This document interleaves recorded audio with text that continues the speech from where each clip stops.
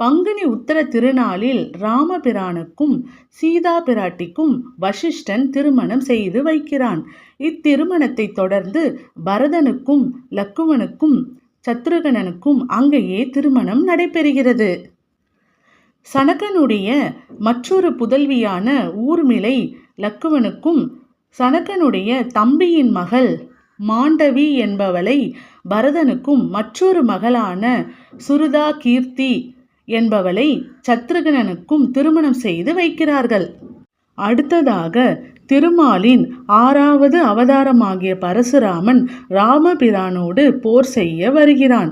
அவன் சிவதனுசு ஊனமுடைய வில் எனவும் தன்னுடைய ஊனமில்லாத விஷ்ணு தனுசை வளைக்கும்படி சொல்ல ராமன் அதனை வாங்கி வளைத்து பரசுராமனுடைய தவப்பயனையும் கை கொண்டு வில்லையும் ஏற்றுக்கொள்கிறான். இதனை அப்பரசுராமனிடம் ஆவேசித்து